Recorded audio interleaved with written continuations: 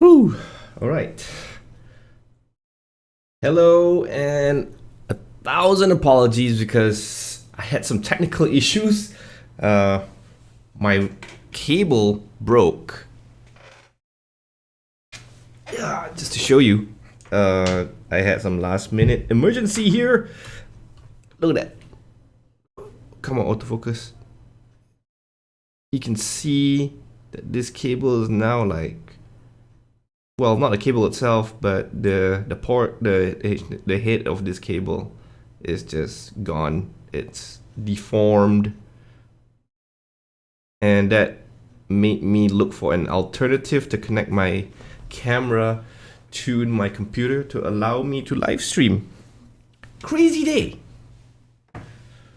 And I had to change all my settings. And should I tell you more of what I was doing? Never mind. Let's just say that the crisis is over. I managed to solve the problem, and here I am delivering value to you in this lovely Saturday morning. Well, it depends where you are. In Malaysia, it's Saturday morning. The other side of the world, it might be Friday night. If you're here joining me right now, thank you for giving your time.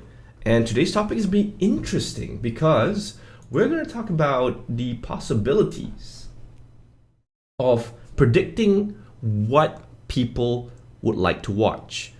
In other words, we're trying to answer the question, can you predict which videos people will watch? And are there different methods, techniques, tools that can help you to achieve that? So there is a very powerful reason why we want to know the answer to this question. Is it possible to read your audience mind and predict what they like to watch? There are other factors that influence people's ability to click on a video before they want to decide whether or not to watch the video. And first of all, that's the idea or the topic, and then there's the packaging. So one more time, there are other factors. There are factors, or at least I think these are the factors that will influence someone to decide to watch a video. Before they click on a video, they'll be thinking about two things, or rather they never realize it, but they are looking at two things. So the two factors that influence people to watch video is, first of all, the topic or the idea, and then second of all is the packaging. The packaging refers to the titles and thumbnails. So you can have a video idea, you can produce that video, but how do you present the video before people even watch it? And this is what a lot of YouTube creators like to talk a lot about, because it's very important to get a very high click-through rate, because this way more people want to click on a video to actually consume it. If nobody is even attracted to stop this scroll, hover their mouse and then click on that video, or if you're on the phone, stop the scroll and then just tap on that video, then there won't be a view at all. So you won't be able to deliver your message to the viewer, right? And so while the packaging is extremely important, I'm saving that topic because it's going to be a very deep topic on its own for another video, another live stream. Today, in this session, I'm going to talk about just the first part, which is the idea. And what is the focus of the entire video? What is the promise? What is the message that you want to deliver? So going back to the question, imagine if you could predict what people would. Going back to the question, imagine if you can predict what people like to watch. And I have some very interesting experience with this, because in a minute, I'm going to show you what happens when you get the right idea. You get interesting comments, and I'm going to show it real quick. And these are good signals and indicators that you have, delivered on your promise.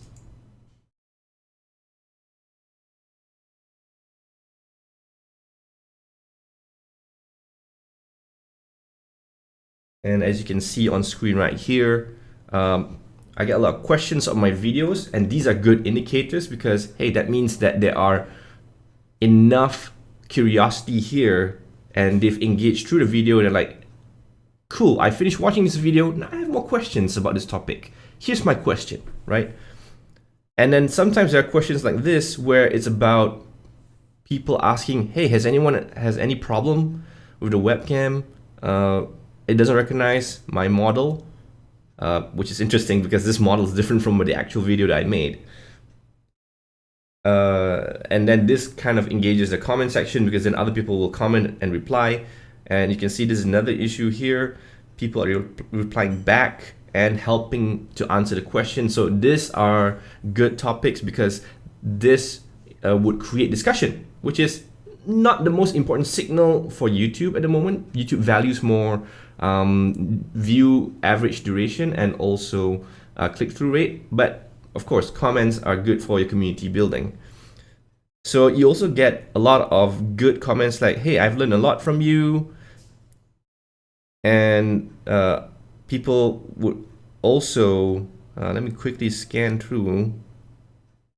People say stuff like, great information, I have a follow-up question. And then sometimes people say stuff like, you deserve 1 million fans. Thank you. But you get the idea. So when you have a lot of good feedback, it is one of the most powerful signals. Like one here, really helpful, bro. I guess this video has been helpful. And these kind of nice tips, you know,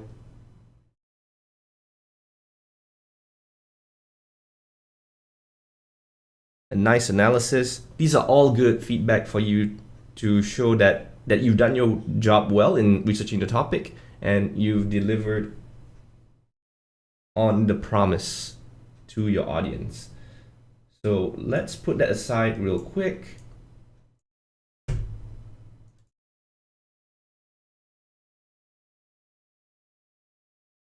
So I went back and asked, you know, what is it that I did to produce these results that make people, that I'm able to create videos that make people want to watch and come back for more, right? And so what I've done is listed down and reframe certain questions. So if you're trying to achieve this and you're trying to predict,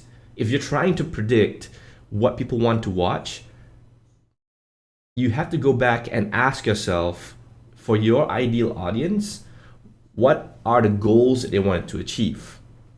What problems that they want to solve? And then what curiosity that needs to be satisfied. So goals, problems, and curiosity. GPC. And I just realized now that is pretty funny because it's a meta reference. In Malaysia, we have a brand, GPC, Goreng Pisang Crispy. It's fried banana, by the way, in case you don't know. So yeah, purely coincidence. I did not copy them, or I'm not giving a shout out to them or anything. So GPC, goals, problems, and also curiosity, right? So your audience have lots of needs, and when they go to YouTube, you want to find out more information about something, they want to solve a problem, they have pain points. You need to be able to understand those things before you plan your content, and then that way when you do produce your videos, you'll be able to land on those more accurate, more impactful topics for them. So using this GPC framework, I'm going to show you some information. So using this GPC framework, I'm going to share you some ideas of how you can expand it further and actually use it in the form of techniques and tools to come up with your video topic that will resonate with your audience. But before we go further, I just want to point out, in order for you to use these techniques, you need to be able to ideally identify who is it that you're going to serve first. What niche are you targeting? What groups of people or which community will resonate with you?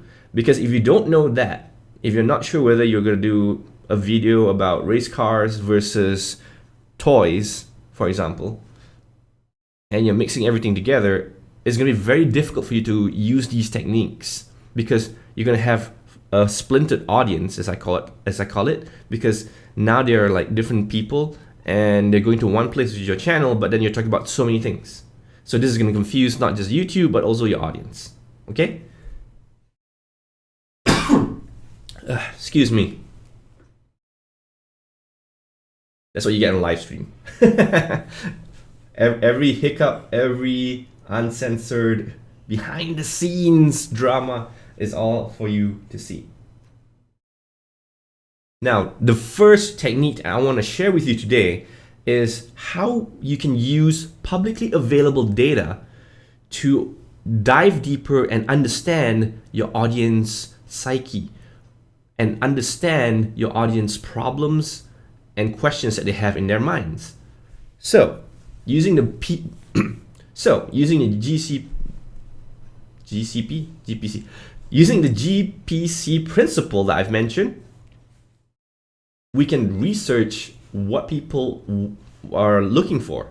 So using the GPC principle and using publicly available data, you can find out what people's wants and needs are. So one tool I like to share today, which is pretty obvious and you probably use it all the time, is actually Google search. Now going into private browsing, you want to go into incognito mode. This is another term for it, to make sure that you have a fresh start, because Google is always collecting your data and understanding your behavior. So if you use a logged in account, it might influence or skew the results a little bit. So once you have incognito browsing, head over to Google, and then let's put, and first example, I'm trying to research and understand people who want to make videos. So you identify a few keywords from there. Let's say make videos. Now I want you to notice here, before I fill up any more keywords and typing more words into the search bar, you can already see that Google is trying to autocomplete whatever it is I'm typing. You can see here smaller, HD, with pictures, slow motion. These are all examples of what other people are typing and what they're looking for.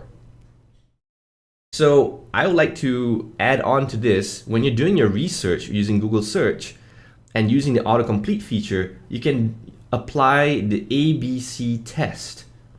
And this is by typing keywords, and then you explore further by typing the letters ABC all the way to Z. So let's say you type here A, and so make videos app, make videos and edit, AI, Adobe, autoplay on Facebook.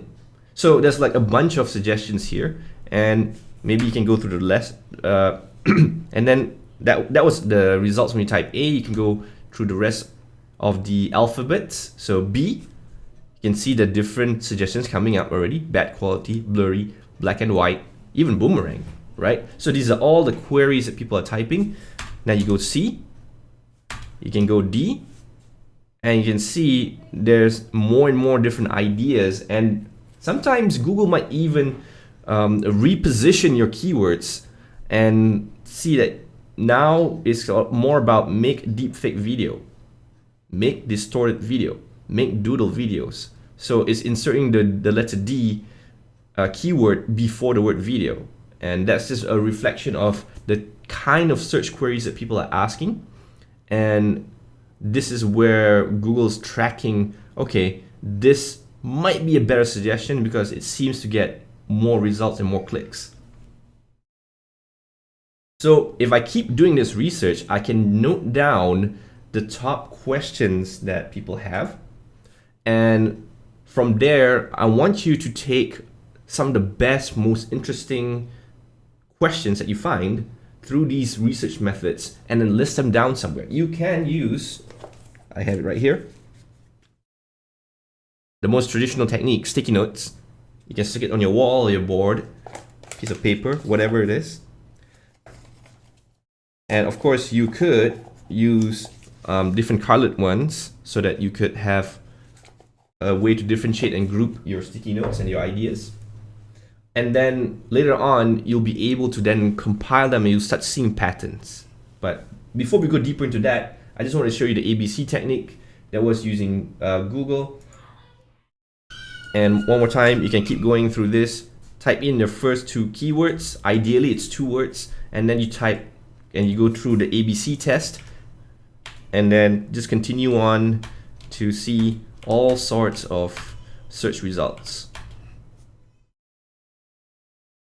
And you might even go down a rabbit hole. Let's say you add another keyword here. Make videos in. Now you see, by just adding the third keyword there, there's also a bunch of suggestions. These are all different softwares and techniques that people are desperately trying to dial in. They try to focus on. Canva. In Spanish, it's a language. So now you have a different element of what people are looking for. It's not just about the software, there's also about the language. There's also technique, slow motion. Pretty interesting. Now, that is using the Google search technique, and you can now even add in a different element. You could use an underscore.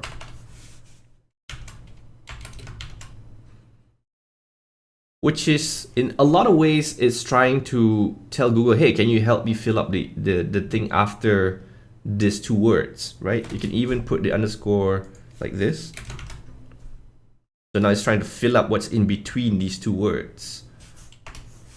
If I do it before, obviously it's going to add words before that. And in most cases, depending on what kind of niche you're in and what kind of video content you're making. For example, a lot of what I do here is to share with you techniques to create educational content. So you're going to get a lot of how-to results if you put in the keywords before. If you're looking for keywords before the main keyword. But those are just some ways for you to play around and refine this ABC test further. You can use the same technique even on YouTube. So let's go to YouTube real quick. Like if I would say make videos, you can see now the results are slightly different. Make videos like Beluga, which is, by the way, one of the bigger YouTube channels I've seen, and they have a very specific way of making content that's unique to them. So people are trying to copy or trying to learn from them, and this is one angle that they're typing into the YouTube search to find out more. There's also, again, using Canva and the software we've seen in Google search example just now. They also have the example, and you can see now there's like, without being on camera, light, bright side, using PowerPoint. There's just so many. These are now going to tools territory. So this is another subtopic that you can look into, making videos and what tools that people want to learn in order to make those videos, right? So you can see here, even on YouTube, when you do the ABC test, so even in YouTube, when you do ABC test, you can find all sorts of search results. And some of them might be very similar to whatever search results you find in Google search, because they are in the same company after all. They are sharing a lot of the data sets, but there are some specific uniqueness between YouTube and Google search results sometimes. So it's best to check both.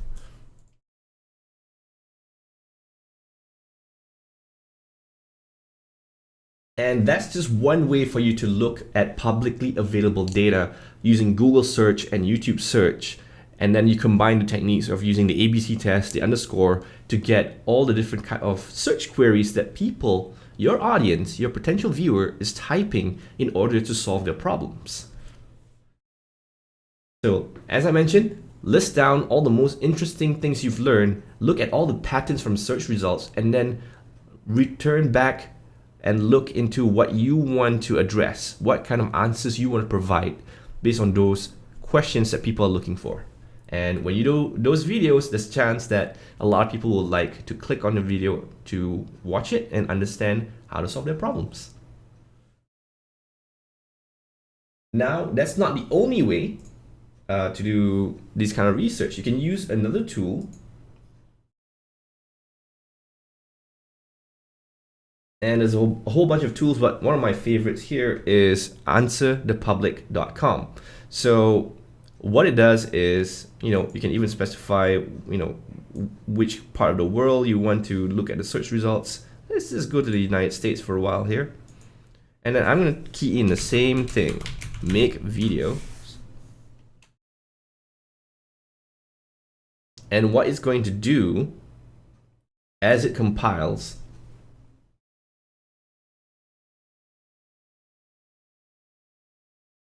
oh wow, it's taking a while.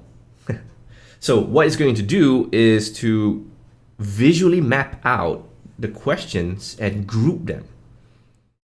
And it becomes this fancy chart about all the different kind of questions people ask. And then you can click on further to see, oh, this is what they're searching for. So if you click into any of the search results, it'll go into Google itself, because basically what it's doing is compiling the same things that we've learned from the Google search technique and those search results, but into their own website and into this visual format.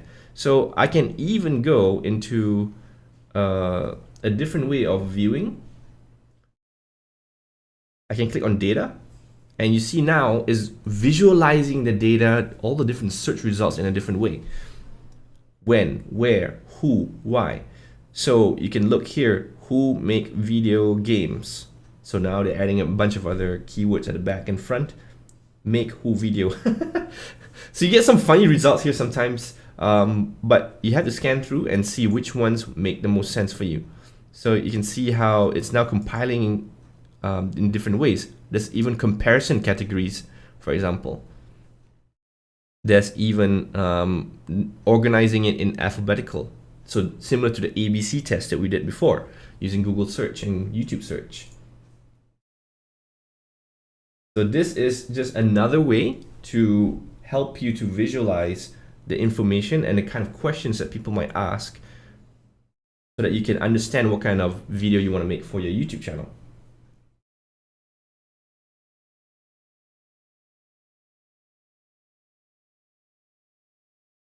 Now there's also the ability for you to research into publicly available data in the form of trends. So the website that is pretty powerful, we're going back to Google here, is Google Trends. So as you can see here, when you go to Google Trends, it's going to show you this landing page, and the most important thing is just go straight here and let's see what kind of search result we can find. I'm going to try a different one this time. Let's say I've done my research and I want to narrow down. So let's say I've done my research and I want to narrow down the specific video editing software that people are using, right? So this way I'm going to key in Adobe Premiere Pro. Of typing in, I'm just going to put it here, and be very careful about which of these search terms. You can see here Google is saying this is a search term, this is a software, a topic, a video game. So whenever possible, try and be very specific about what is it that you are asking, right? Let's say we're going with software here. And then once you go in here, you want to add more search terms. That's going to be the thing that you're going to compare to. So for example, I have Final Cut Pro, and that's a software here as well. And then we have another one. You can add DaVinci Resolve. Let me just copy paste that. So again, see that there are different results for it, and they're not always going to be accurate, but we try to be, right? So they're all software based. And then you can see here a trend. Now it might be useful for you to go not just the past 12 months, but going the past 5 years, because this way it expands the data for you. And you can see that over time, which topic is getting more traction and which is not. Not only that, you can go down further. This is just for Malaysia. Let's expand this to globally, worldwide. There's even categories here, but usually I'll just leave that out. And then this is based on web search. You can even go down and search based on YouTube search if you're trying to target YouTube. And you can see here, Sometimes the graphs are very similar, sometimes they're a little bit different. This is just another data point that you can use to see in terms of interest over time, which is what a trend is. This allows you to see interest over time, which is what a trend is, right? And how these 3 or 2 topics that you're comparing with are performing over the past 5 years worldwide. And this way you can gauge that, Premiere Pro is still, in comparison wise, way more popular than these 2. But I'm seeing something interesting here. Between Final Cut Pro and DaVinci Resolve, it looks like in the past few years, DaVinci Resolve is taking the lead here. It's getting more traction, right? And that might be interesting. Maybe you'll find that, Adobe Premiere Pro is too crowded. There's too many people. It's too popular. What's the next best software I can make tutorials on, especially if I have the skills for it? Then you could choose between the 2 down here. You can see maybe DaVinci Resolve is a better idea, because you want to make sure that your topic is as evergreen as possible. So let's say if we compare back to the web search in the past 5 years worldwide, you can see that it's very similar. Right now, we can see that DaVinci Resolve has taken over Final Cut Pro as a topic. So this is just one data point. I want to stress out that you shouldn't just look at Google Trends and that's it, make a decision from it. It is just another angle, another perspective, another data point for you to include when you are making any research and decisions based on what topics you want to be more focused on when creating content for YouTube.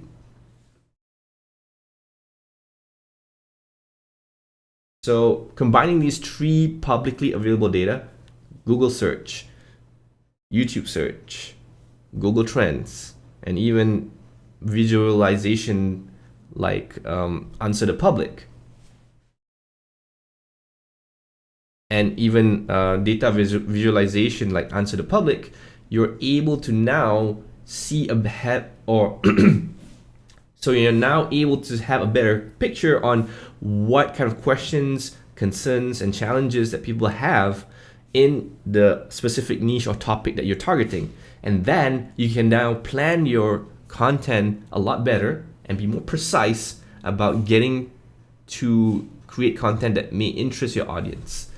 It's not going to be an automatic win, but it will be much more accurate than you throwing spaghetti at the wall and trying to figure out what is it that people might want.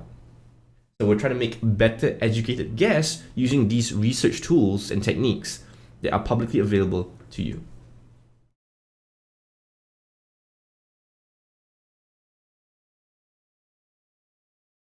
All right, just taking a quick break here and checking out the comments. If you have anything on chat.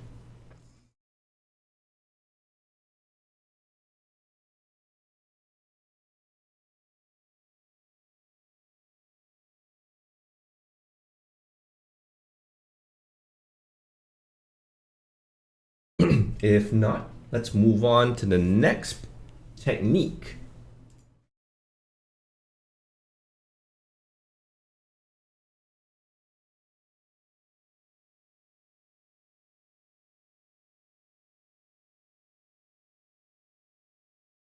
Okay, so imagine if you can spy on your competitors.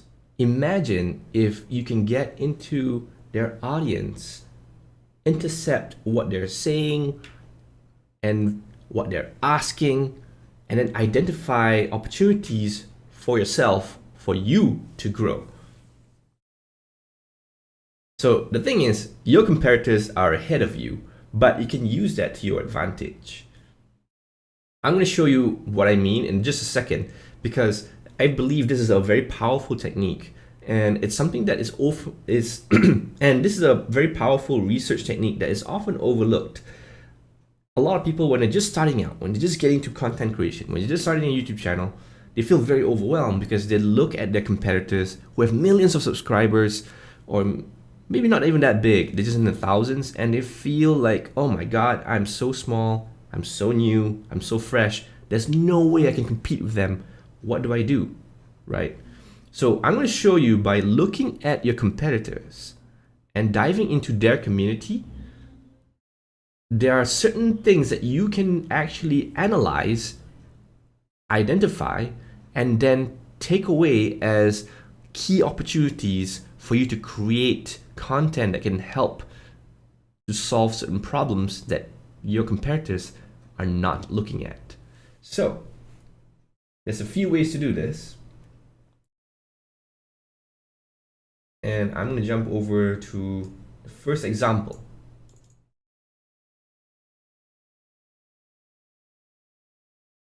You can use Facebook groups and join the relevant ones that are associated to whatever niche or topic that you're going to create content on. You join those groups, and then, for example, I have here the Canon M50 group, and I'll go to the question section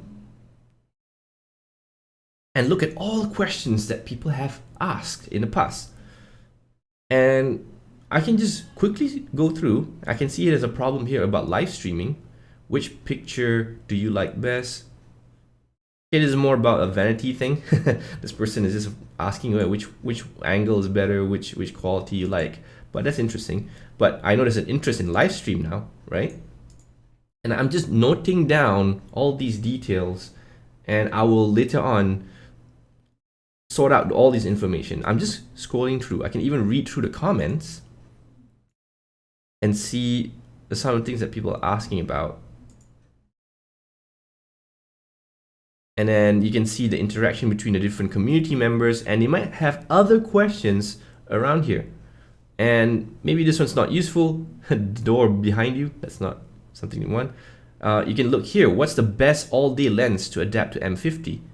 And being more specific here, looking for similar range to 18 to 300 millimeter, right? So now I have another topic here. I can write down maybe a topic about lenses, and maybe I can also note down this range here. Maybe other lenses around this range, this focal range, is an interest to this community. And then I can scroll down and find more questions. Do you have a flash? Again, I'm just quickly scanning here. I'm not even going super detailed yet. Looking for advice of buying this camera. Not a photographer.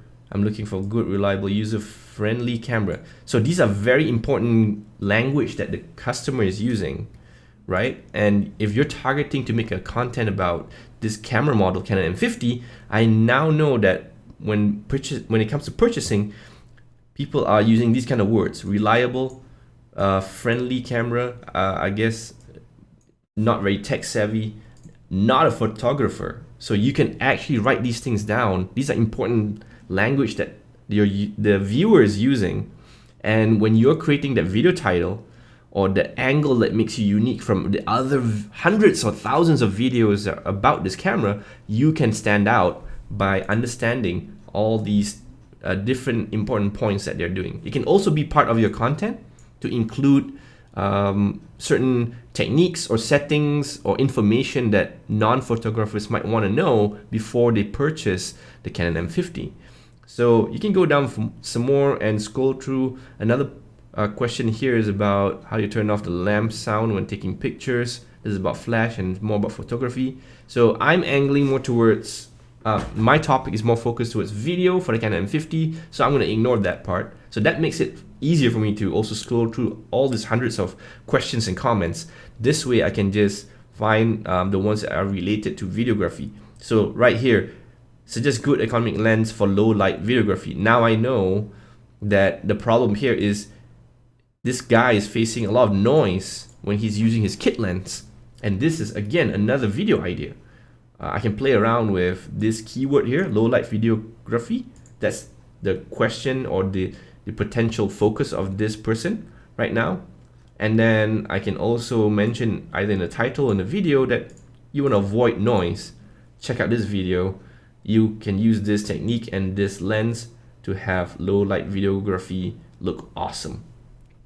So just by scrolling through, that's a lot of comments and questions here in the question section of the Facebook groups, depending on how the admin set it up, you can actually quote unquote stalk and spy on your competitor's audience and see what kind of questions that they have asked. There's another technique as well, which is kind of similar, but to make things faster, if you want to narrow down specific questions, for example, I want to understand video concerns. So I can look at the word video, type it into the search bar,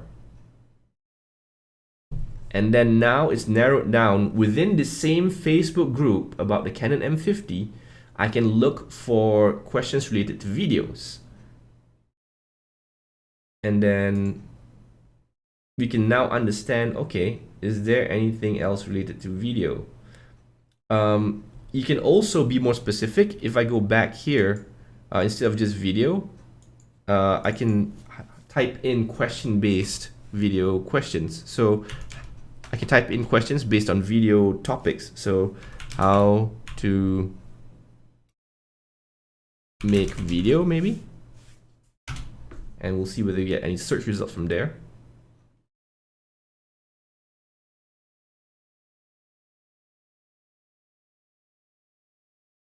So over here, you can see that how to make video, but you don't have much.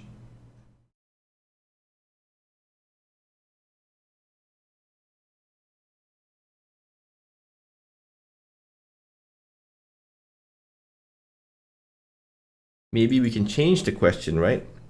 We can change when should I like to use this because now people might be asking, oh, when should I replace this lens? When should I get this speed booster, which is another part of the video kit or photography kit for this camera? And then right here, people are going to share a long-winded, context and question, and then you can just find out, okay, what is it that they're after, right? So these are very valuable information from your competitors. You can see here, what should I need to know if I get a memory card? Any suggestions or advice? Another great video idea right here. You can actually talk about a memory card. And you can see here, this person is posting a photo of the exact brand and the exact specs of this video memory card. And this way, so this person is posting the exact specs because from this photo you can tell how many gigs and what kind of brand this memory card is about. And then you can just give suggestion and advice from here. And you can scan through here. There are more questions about lenses. I can see a trend here now. And then you can see, people are talking about specific models, specific lenses, and when should that person do something about improving or changing the settings.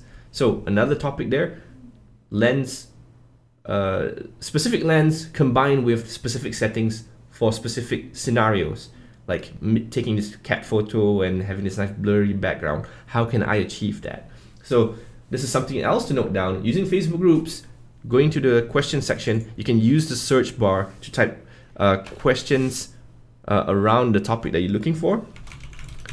And then you can find, if there are questions posted about video settings, for example, they will be listed down here, and then you can answer them in the form of creating a video on YouTube. So that's using Facebook groups to go into your competitors' groups, which can be in the thousands, because sometimes these people have created content way before you, years before, and they've amassed a huge audience.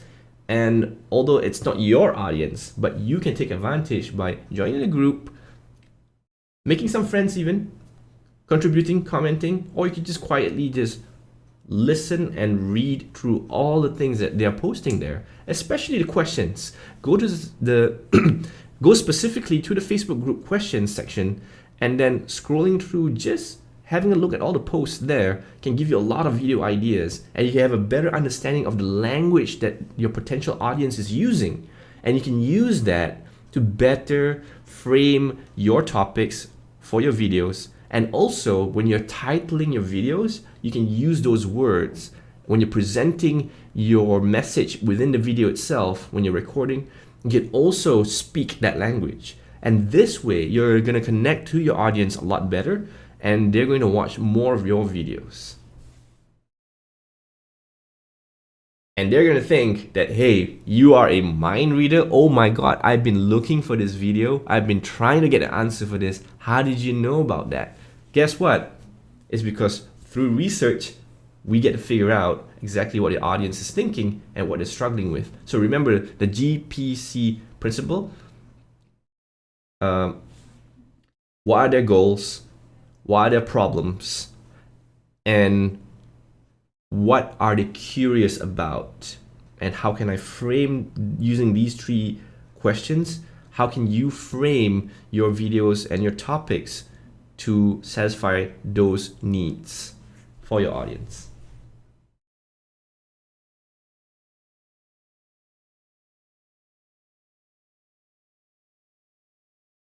Okay, now, speaking of which, just looking at the comment section of these posts, you can also find more questions, but you can also identify the gaps. What are the questions that are not being answered by someone else?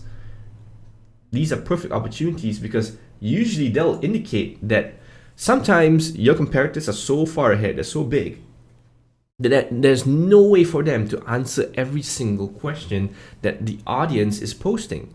And this gives you the perfect opportunity to step in, to be the hero and say, look, I am able to answer this question for you. Check this out.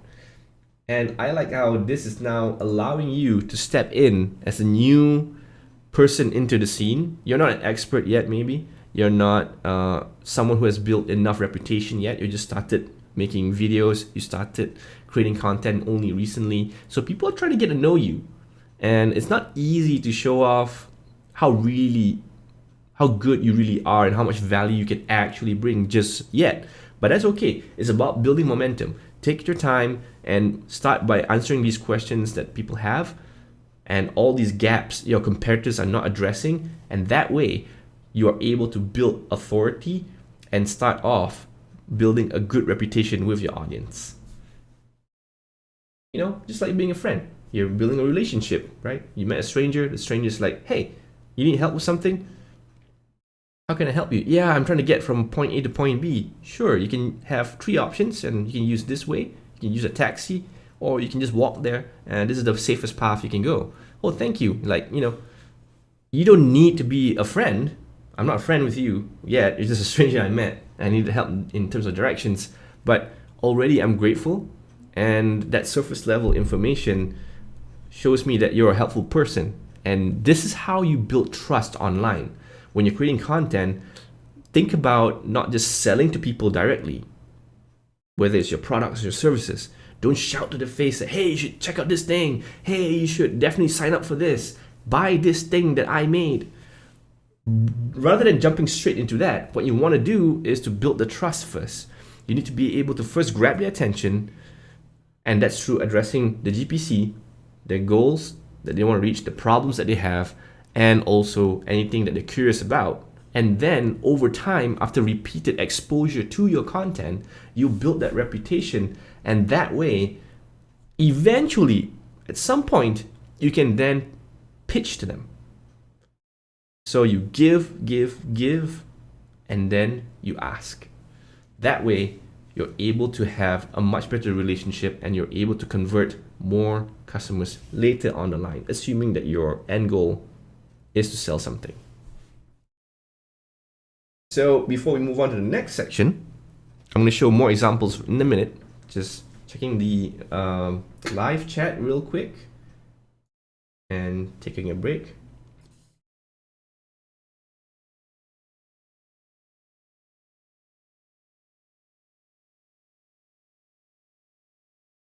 Okay.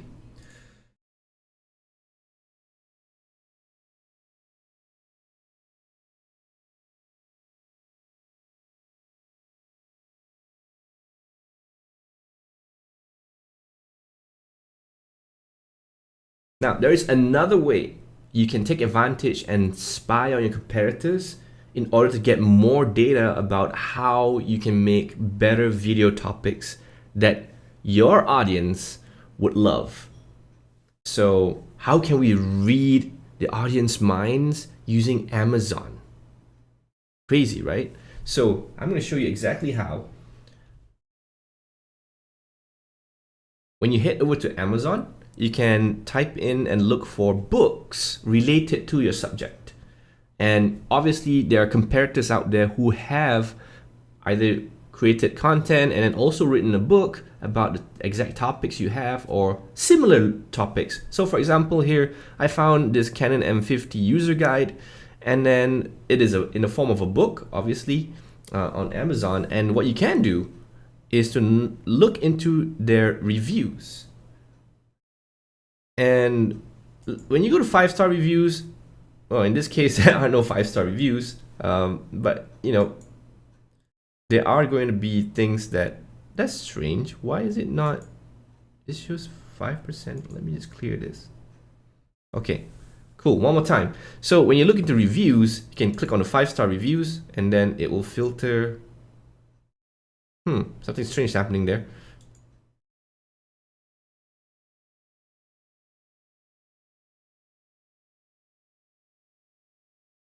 We're just gonna go for most recent, and then maybe if we filter by 4-star.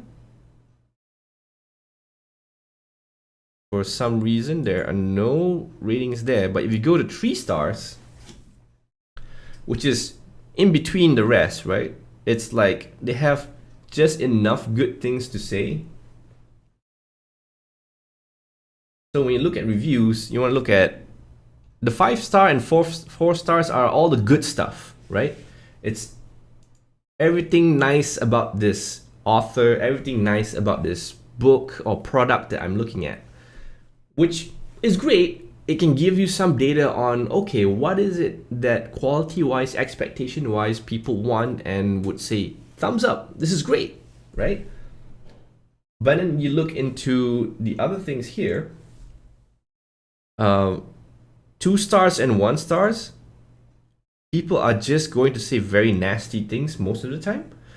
This is the opposite extreme, and they're gonna say stuff, go somewhere else, not very useful, not helpful at all. Did not expect for dummies quality book. I did expect some value, got none. So yeah, that's pretty crazy, because a lot of times people are very emotional and they put in very extreme kind of feedback. But you can have a look at it and kind of see some patterns here.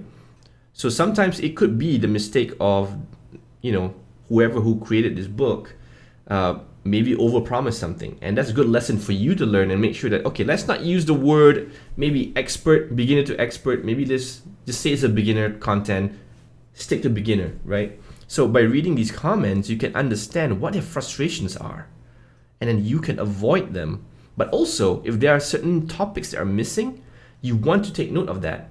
And then you can go to the 3-star section, where it's just nice. There's usually a nice balance of constructive criticism. There's probably enough constructive criticism and enough, you know, good feedback to say that, hey, you've done a good job. Here are the things that I like about this topic and this book that you have come up with. So by understanding that, you'll see that there are the good things that people like and also the gaps.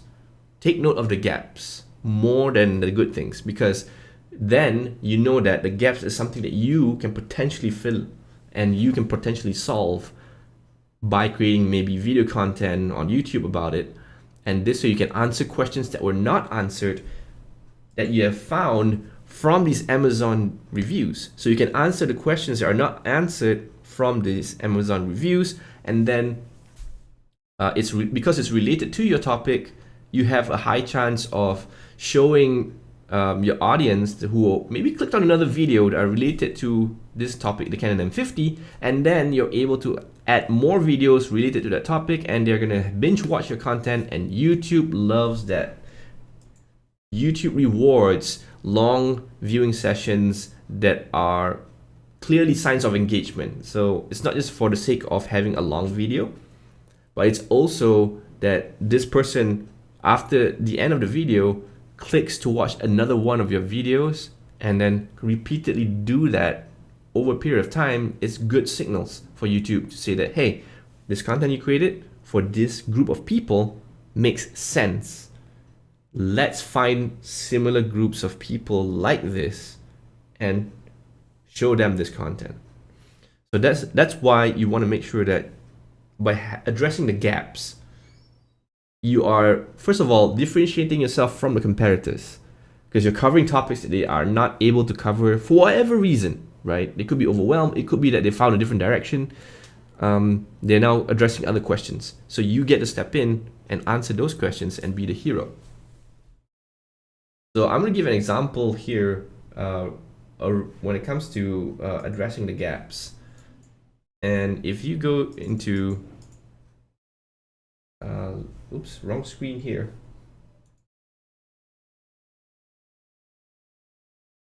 It's my channel.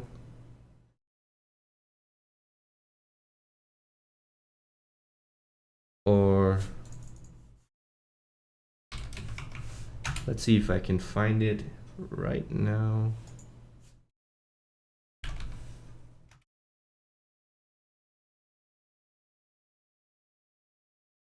So I want to show you an example of how you can still compete with bigger channels and videos have more views by having the right angle to address certain gaps. So I have right here, Canon M50 webcam is what I wrote in the search bar.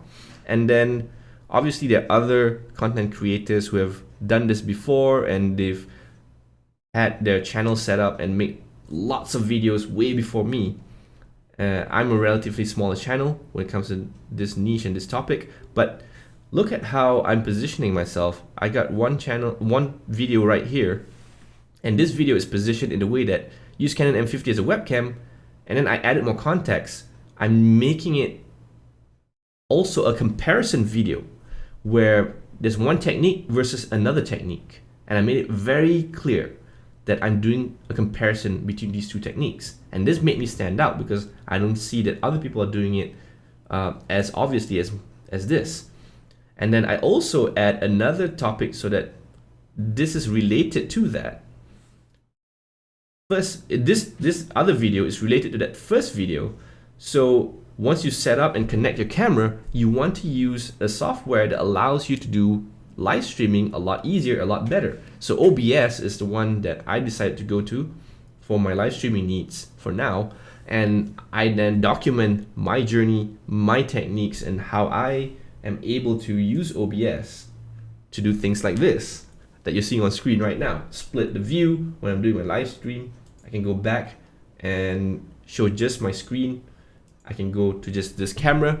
I can show you that there are different ways to control your live stream by using OBS. And this is how I'm able to have back-to-back session views. And they're not doing too bad. The 21,000 views here on the first video, and then maybe not out of that 21,000 views, not everybody's gonna click next, but there's just enough people here, and based on my analytics, I'm seeing that this video is picking up month after month, and there's almost 10K views coming in for the second video as well. And I have other videos related to live stream.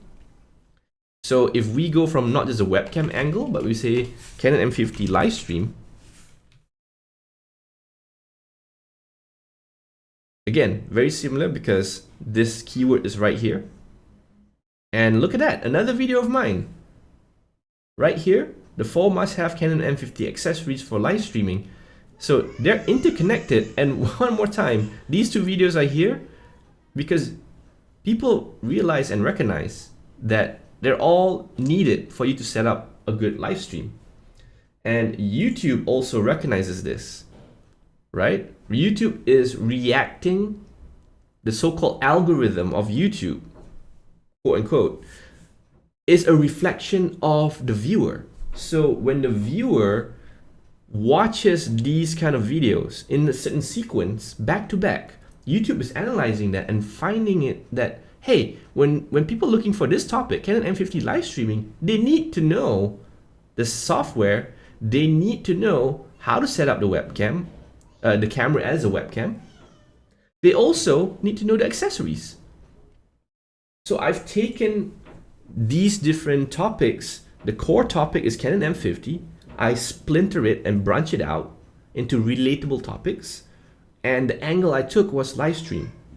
So by combining a subtopic with the main topic, I'm able to find relatable topics. It became 3 videos, which then creates this binge watching session. People can watch 3 videos back to back. And this will then signal to YouTube that they should promote more of these videos from my channel to more people who are very similar in behavior and interest.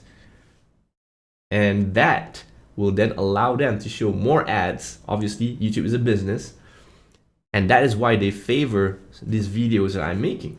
So from content strategy perspective, once I've learned this, once I understand this is working, I should then find other ways to do similar topics so that I can keep riding this trend. And more specifically, it's not just a trend. It's not really a trend. It's more about understanding that, hey, there's enough interest here and they keep coming for more. Make videos that are similar to that. And then give YouTube more reasons to promote the content from my channel. So this is why the user research and predicting what videos people will watch is so important. This allows you to create that binge watching session that YouTube loves. And this will then create an endless snowball of constant promotion of your videos to the right audience that YouTube will take care of. So I hope that's clear. And so I've shared with you several ways that you could spy on your competitors who are ahead of you. You can use Facebook groups, go into their question sections if they have them, look at all the questions that people are asking, check out the comments, and find out all the gaps that the competitor has not yet addressed. They haven't replied, they haven't answered, they haven't made videos about it. You can be the hero to step in and make those videos that provide answers to those questions. The second way is to look at Amazon reviews. If there are books around those topics, you can go into the review section, and especially the 3 stars reviews are usually the right amount of balance between constructive criticism and also really good feedback. So you see what they love about it, what they don't like about it, and they're not overly emotional when they're doing a 3-star review on average, right? And this way you can see what are the gaps, once again, that you can potentially fill, and also what are the good things that you want to potentially incorporate into your videos, into for topic ideas that will get some traction there. So this is how, by leveraging the data that you are able to spy from your competitors, can be beneficial in creating your own YouTube content plan. So this is how, by using these several techniques, you're able to take advantage of your competitors. Their audience is there and they're bigger than you, but they have all these questions and all this data that you can mine, and you can organize this data later on for you to help plan, for you to plan your content, for you to plan your content ahead of time and get more views on YouTube.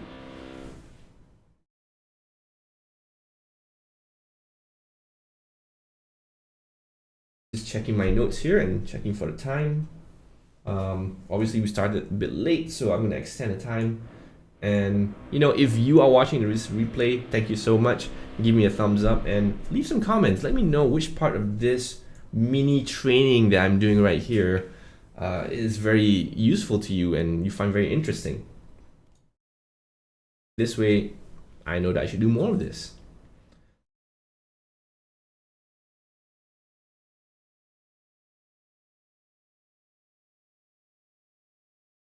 By the way, if you like this kind of training, I'm going to leave a link in the description below for my masterclass that I'm planning coming soon, where you can sign up there. It's free, and you will have training that's very similar to this, and I'll explain more about how to reach more people using videos without being salesy. So link to that in the description, and I'll probably pin it in the comment section below for the replay.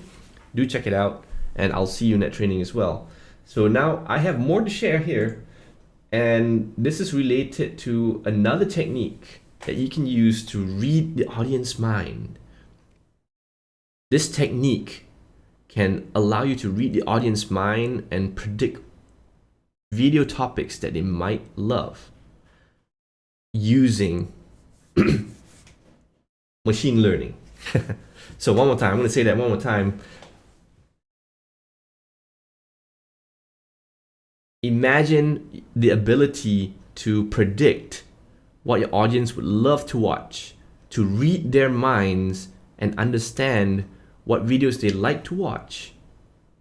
And you're going to use machine learning. You're going to use AI.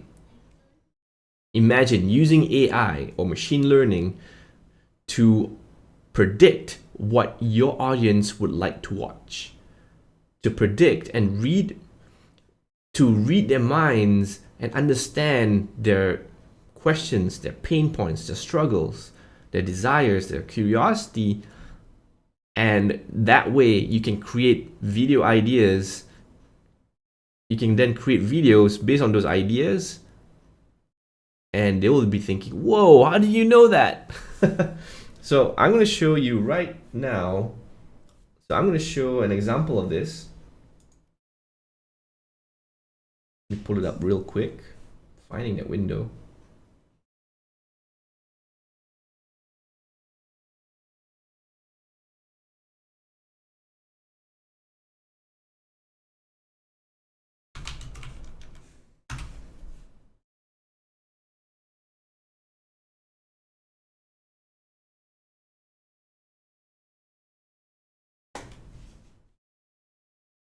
So if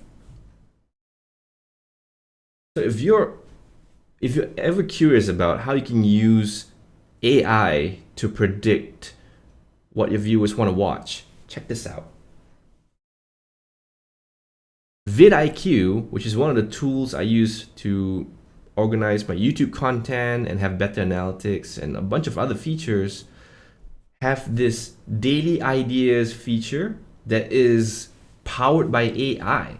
So just like what the headline says, it's able to spark ideas using AI, and it's able to then give you some interesting predictions. And you can see here, there's a bunch of things that they've done to make it visually appealing. So I'm going to show you the example because I have the paid version. And right here, I can open daily ideas. So they come in every day, right? And they give you a list. And right here, what's interesting is they have view prediction. So very high, medium, and that's as far as it goes. I guess there's 3 categories here. So if you've seen the videos I've been making recently, they take into account what are the video topics, who are the audience who have been watching your videos. You know, they take into account the video topics you've done in your channel, and then who have been watching them, the audience, the viewer who have been watching them. They also take that into account. You know, the AI model, based on the notes I have here, the AI model generate ideas based on analyzing other channels as well, along with yours, to produce similar content. And then there's a couple of things they consider. The vidIQ AI considers a few things as a starting point, which is tags, titles, descriptions, and this way they can provide more accurate recommendations. So if you look here in my dashboard, my vidIQ Daily Ideas dashboard, because I've been making videos on Canon M50, Canon M50 accessories, you can see that it's trying to recommend other ideas related to other cameras. Sony FX30, should you buy it? So it's a review topic and it's a camera model, right? There's also comparison for photography. So even though I've done videography so far, topics adjacent to it, photography is the next thing that's kind of aligned to it. This is something I can consider, but I'm not doing photography, so I can give feedback and say, dismiss, and it's gone. And maybe I'm not doing anything related to Sony cameras. Dismiss, and it's gone. So the dismiss ideas go here. And if you don't want them, you really don't want them anymore, you can just remove all. And it's like cleaning up the trash, right? And the reason why they want you to interact and either dismiss or save the idea is because this is going to train the AI to be smarter, right? The AI is supposed to learn from a lot of things. It's not just the data and the videos that you did, and it's going to analyze which videos out of the 10 videos you've done in the past 30 days or something, you know, out of recent 10 videos, maybe, I don't know how exactly it works, but out of the 10 recent videos, which ones are performing well, what are your competitors doing, what are the similar keywords and topics that you guys are talking about, and how are the audiences reacting to it.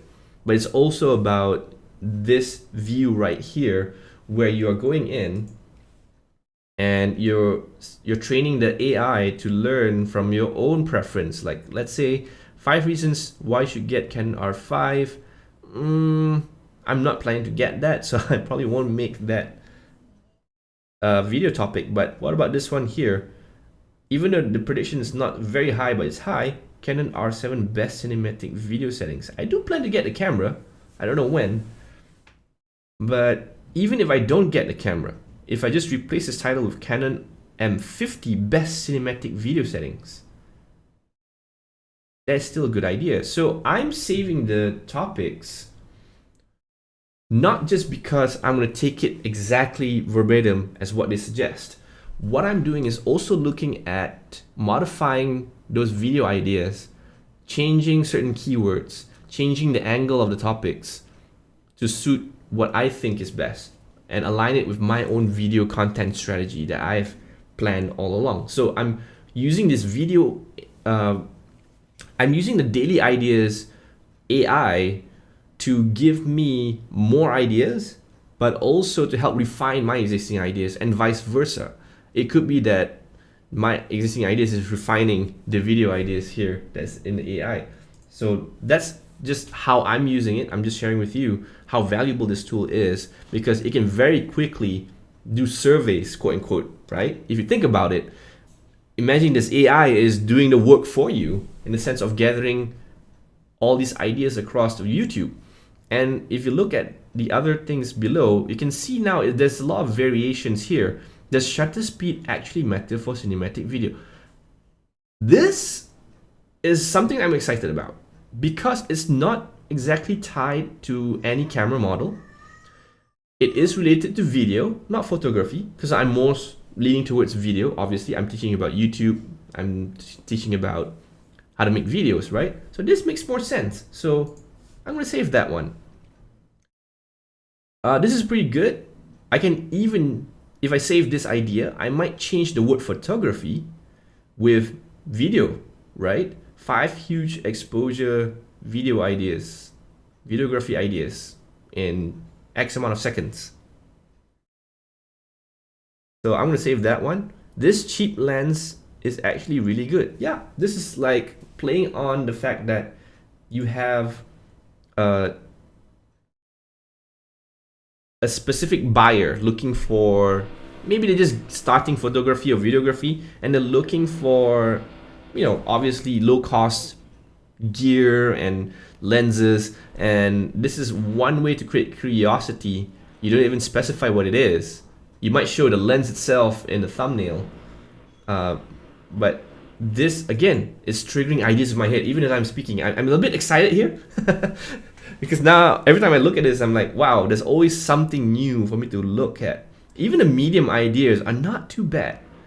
2 reasons you should shoot on your iPhone. It just so happened I bought an iPhone 13 a few months back. I know iPhone 14 is a new thing, but you see, there's an idea, there's another angle for me to pursue if I want to do the comparison between maybe, you know, an iPhone versus a Canon M50. I can do that, right? So there's so many things here. I'm not going to go through all this. I'm just want to show you the saved ideas will go here, just like how the dismiss ideas will go to another separate tab.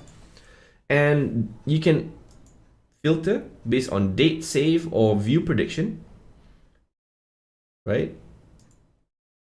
And when I look here, 4 years later, is the Canon M50 still good? So this is an interesting title as well. How I would use it, I'm using the Canon M50 keyword anyway in my video topics right now.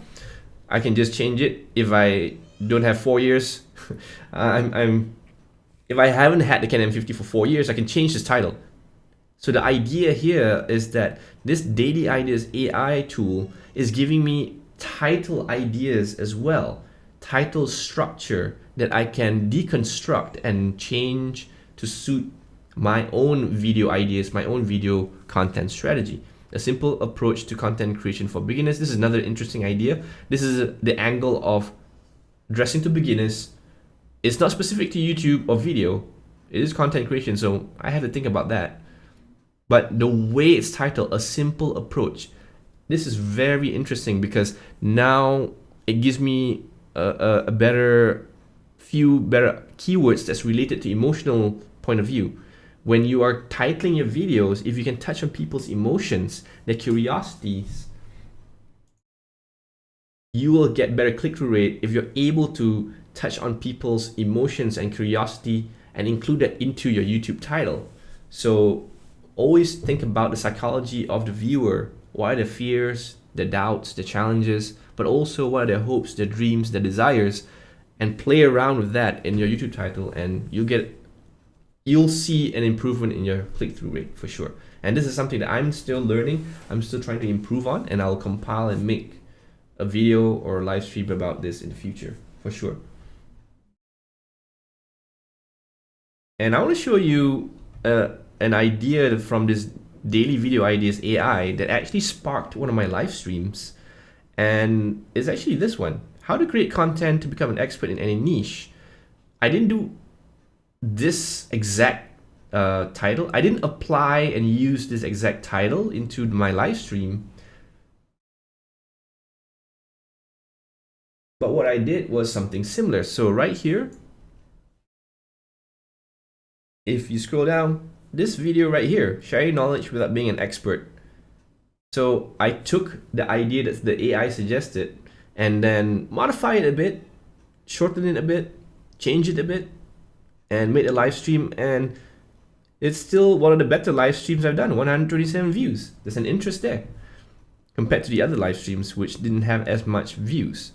So this, again, is a very powerful tool, vidIQ. I'll leave a link in the description. You can check it out. You have to get the paid version to get the AI. You have to get the paid version in order to get full access to this Daily Ideas tool. They have a bunch of other tools as well. There's a separate but similar tool, AI title recommendations. So let's say I'm going to go back and take one of these ideas here and copy paste that, and then going back to the dashboard, and I'm going to paste it into the AI title recommendations. This is a separate tool that plays around with the psychology and the trends of which keywords are working well when it comes to titling YouTube videos. When I say keywords, I mean which words actually, right? The structure of this kind of title, get the Canon R5, 5 reasons why you need it. Like the word 5 reasons is a very powerful lure when it comes to writing video titles, because you're narrowing down to a list of 5 things. So people want things fast and they want to know that, oh, there's 5 things there. It's quite clear what is it that I'm going to get, and then why I need it. There's a bit of curiosity here because I don't know why. Tell me why I need it, right? And then you get another angle here, which is 5 reasons to get Canon R5 digital SLR camera. So this is playing on the SLR camera point of view. Let's try something else. You can always generate new ones. You can refresh and it will get more title ideas. And this one right here, worth the money. Again, you're aiming the financial aspect. You're aiming for buyers who are very particular about, is it worth it? Is it value for money? I'm not saying that it's cheap, but if I'm gonna invest 5,000, 4,000, into a camera, it's got to be worth it for my needs, right? And these title recommendations again help with framing an existing title. I might have a very basic title from a different idea, right? I may not use the daily ideas. I have ideas based on my own research and maybe feedback from my audience, and I will just copy paste that idea right here and let this AI title recommendations engine do its thing and figure out a few suggestions of how I can better title it. It's crazy. So this tool is really worth it in my opinion. It helps you save a lot of time. It makes me learn new things too and experiment with different words that my audience might use. It allows me to experiment with different keywords and ways to tap into curiosity and emotion of my audience. And I'm learning a lot, surprisingly a lot, from just using the AI title recommendations tool combined with the daily ideas AI tool. So I highly recommend this. You guys should check it out, link in the description.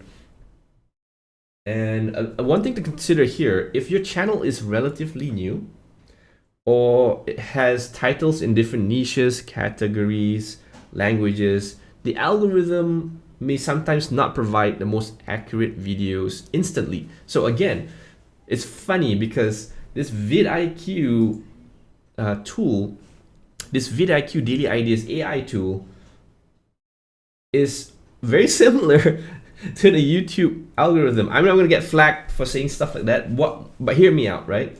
Because it's actually gathering data and using pattern recognition, right? To understand other videos that are similar to yours from other channels. It's also looking at your own channel and looking at all the patterns of the different video ideas. So first of all, in order to use these kind of tools effectively, you need to publish enough videos first. What's the number? I don't know. But, usually, people say 50 to 100 videos is usually a good enough volume of collection of videos for you to get a little bit of meaningful data, even when you don't use these tools. So imagine having just enough videos can help with that pattern recognition. The second thing is I asked the vidIQ customer support more about this AI tool and how it's being used, how does it work. So they mentioned that if your channel is relatively new, which means not enough data points, right? You haven't uploaded enough videos, it won't be able to give you the most accurate suggestions, which makes sense, right? Same thing with YouTube. When YouTube is trying to figure out, hey, you're a new channel, you only have 3 videos, I'm not sure who I should recommend these videos to. And then secondly, if you are making different niches, secondly, if you are making video topics on different niches, categories, even languages, it may not be able to recommend you good suggestions either, because now you're confusing not just this AI, but probably even YouTube itself. And remember what I said, YouTube is a reflection of audience behavior. If the audience themselves are also confused about what is it that you offer on YouTube, what is it that you offer in terms of value to them, what is it in terms of the video topics that you're covering every week or every month, when I come back to your channel, am I able to get the same value that I'm looking for? Will my curiosity, my answers question, will I be able to satisfy my curiosity? Will I be able to solve my problems? Will I be able to answer my questions? So goals, problems, curiosity, GPC, that is the framework that I'll keep repeating, because if you address these 3 things, you'll be able to answer and satisfy your audience's needs, and that way they'll come back to watch more of your videos. And by having longer back-to-back viewing sessions, the binge watch effect, YouTube will then understand that there's a pattern happening here. These are good signals. YouTube will then promote your videos to similar people who have the same behavior. So that is how you can keep growing on YouTube.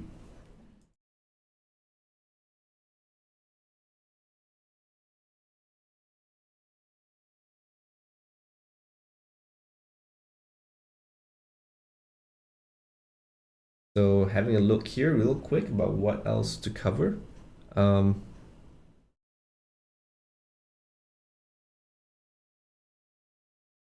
this AI is really impressive because when you are looking at all these titles, you can click on one of them and it'll expand and show you a preview of the top ranked videos in YouTube search for this title. I guess a bunch of keywords combined will give you these search results, right? So you can have a quick sneak peek with the thumbnails and titles too. You can even click here to watch the video to have a quick competitor analysis before you decide whether or not you want to handle this, or rather before you decide on whether or not you want to pursue this video idea, right? Maybe it's too competitive. Maybe you realize that the people who are making these videos are really good at what they do and it's very high polished production values that you cannot match, or it doesn't suit your style, and then you might decide not to pursue it.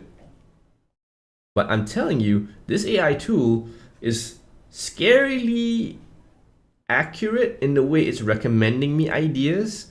So I've even tried some of these ideas and they perform pretty good. And this could be the future of, you know, how we brainstorm more ideas. This could be the future of how we would utilize AI in different ways. These machines, pretty scary now. They can predict user behavior. They can predict what you like to watch. They can predict what I should be making so that you can watch more content that's similar to it. That's crazy. One more time. The AI tools potentially could predict what you want to watch. One more time. The AI tools can predict what you like to watch, and therefore it can predict what I should be making in terms of videos so that you can watch more of my videos, and then it will keep guessing more accurately because of that. And this is crazy. But I do think this AI technology is going to be very, very useful for a lot of creators. It's going to make sure that we have an infinite amount of video ideas and topic. Infinite amount. And this daily idea tool refreshes daily, as it says. So ideally, you should go into this, tell the AI what you like, what you don't like, so that you train it more, and then it'll remember what you dismiss, right? And then remembers what you save, and then when you come back tomorrow, it'll refresh with a better list. And so again, it also will learn from the videos that you post. So you need to keep posting videos, not just playing around this AI tool and just saying dismiss or like or save. You need to actually make those videos based on some of the ideas that it has suggested, and then it will measure that performance of that video. And then if you keep making a number of videos related to specific themes or topics, it will help to train the AI as well to understand and see the patterns of where it works, what doesn't work.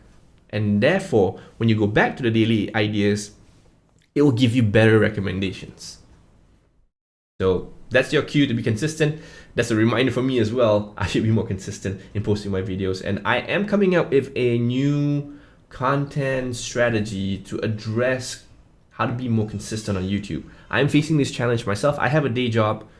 I've got kids and family, and I'm struggling. I'll be honest. I'm struggling to be more consistent, to post more consistently.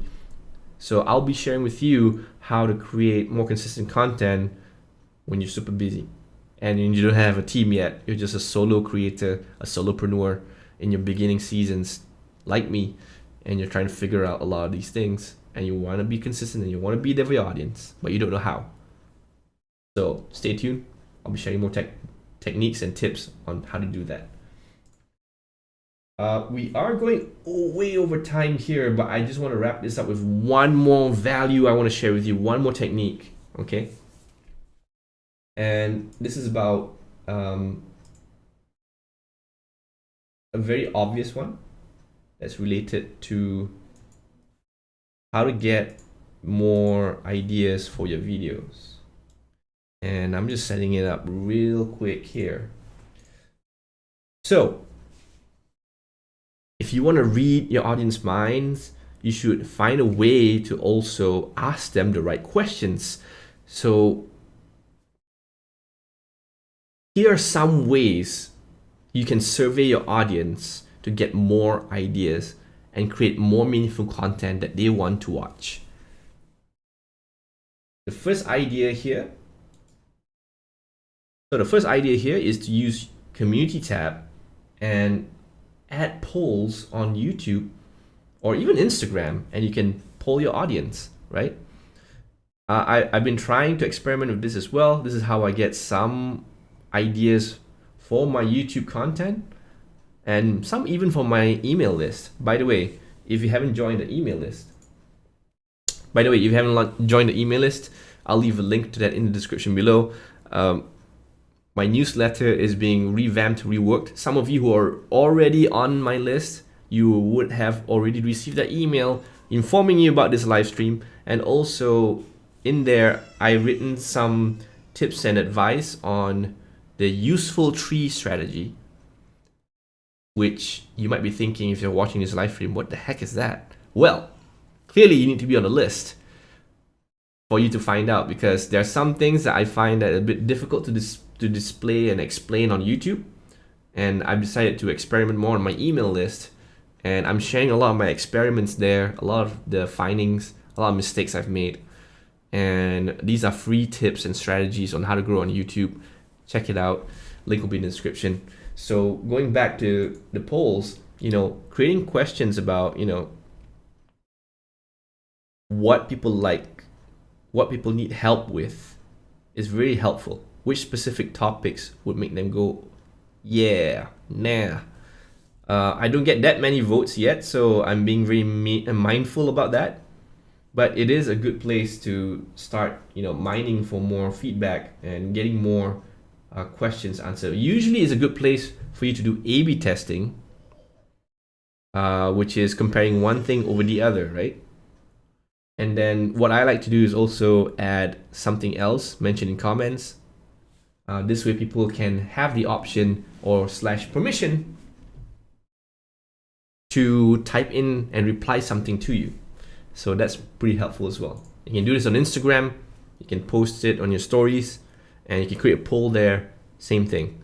In fact, I think even Twitter has it. So other places have it as well. Basically, using polls is a great way for you to get feedback from your community. Now, there's another trick here. Another way to ask or survey your audience is by asking the right questions.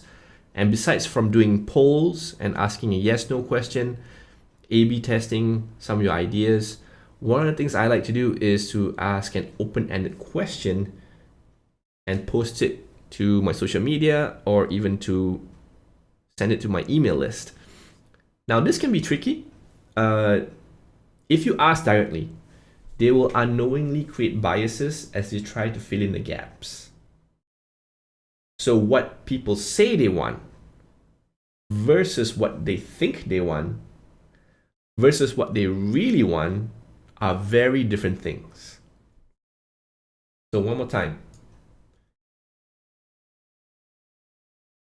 What people say they want versus what they think they want versus what they actually really want are all completely different things. And there's biases there.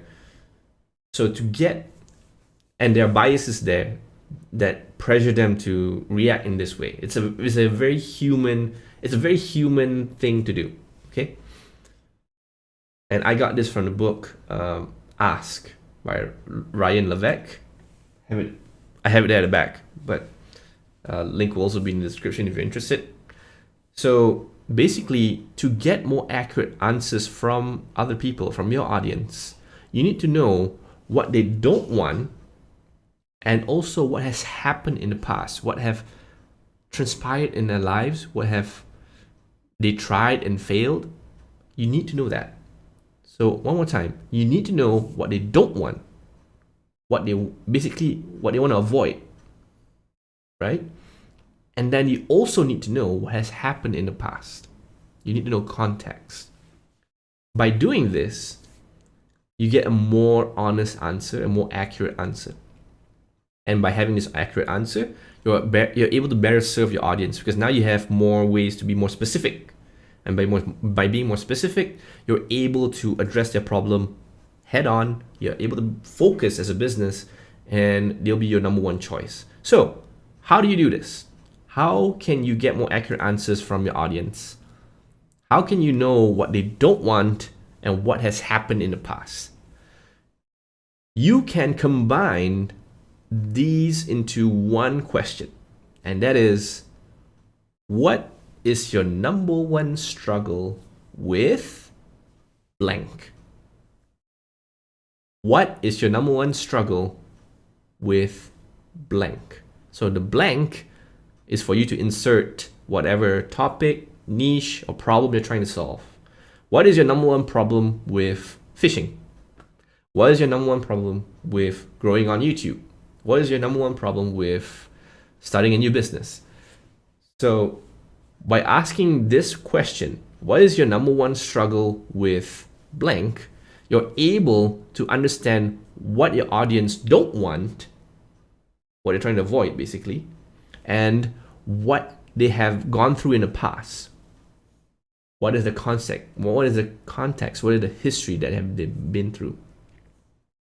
So you can also consider this as the most important question, which again in a book Ask, Ryan Novak says that he called this the most important question. It's the number one question that you should be asking. You can ask many other questions, and there are other ways to kind of like be more accurate about getting all this information from your audience, but I'm just keeping it simple here today. And I have been keeping it simple for myself as well. I just keep asking this question, and people don't always reply, but when they do, you get some really well written, very detailed answers that can be very, very useful in your pursuit to creating the best content to help and serve your audience better, to teach them something more specific and more aligned to their concerns, their problems, right?